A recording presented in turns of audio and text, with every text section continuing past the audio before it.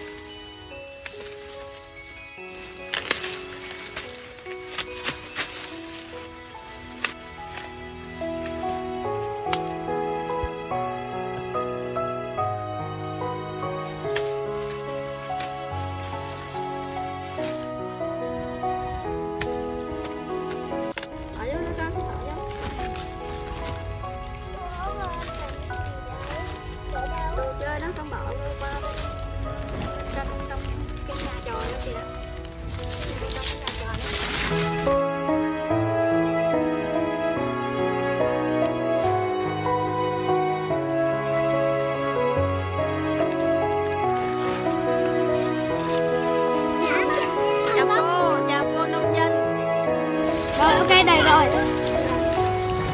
Con để mà con bỏ rác nữa chứ.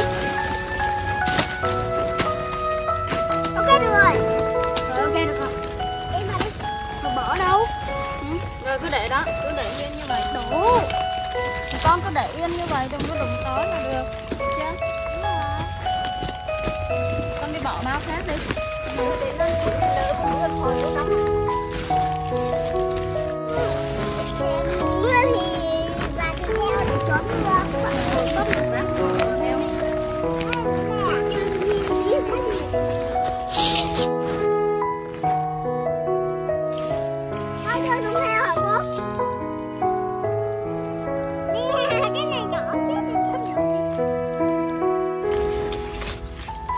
Chỗ này nguyên cả ổ kiến lửa luôn đó kìa.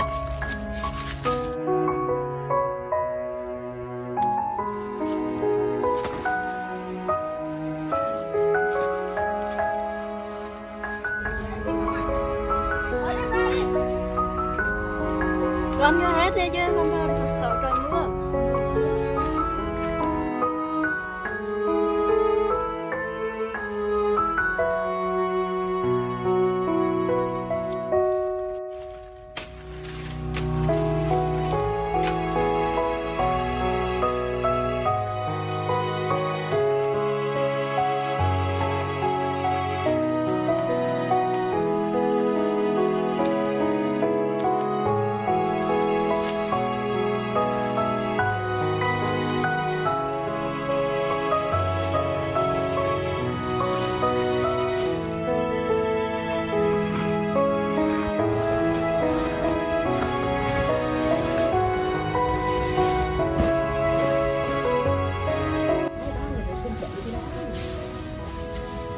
Lấy trong bao đi. Việt lấy đi.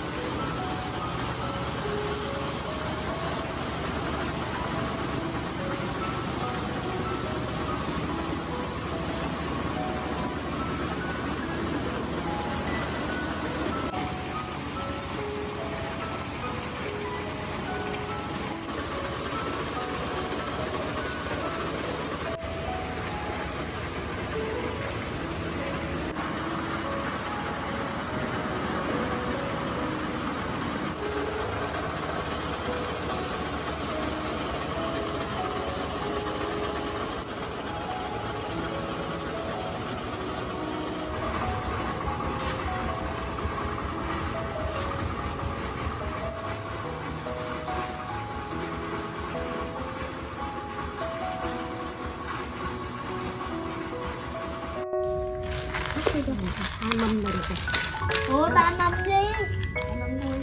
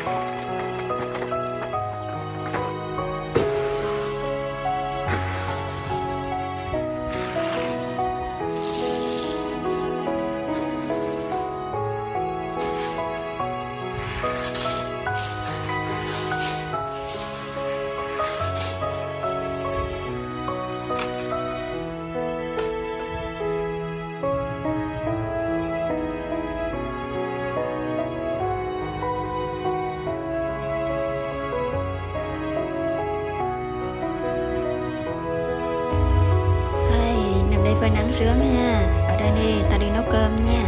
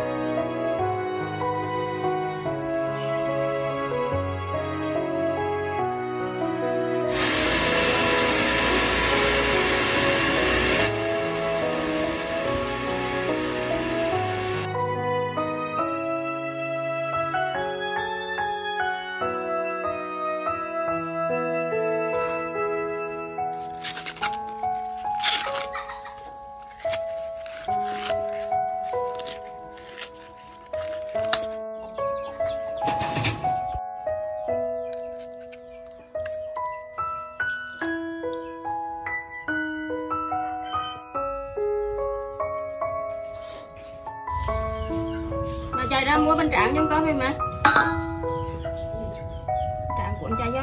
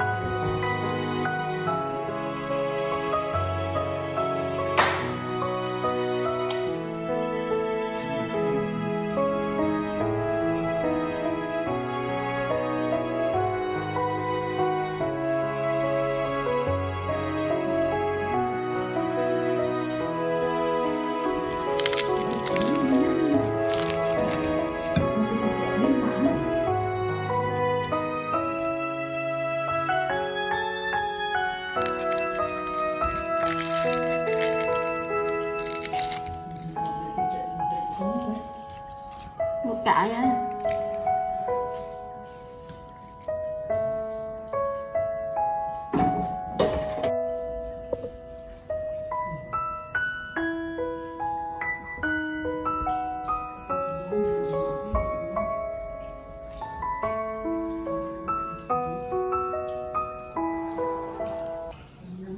Con Châu dọn chén ăn cơm đi con. Ăn cơm thôi.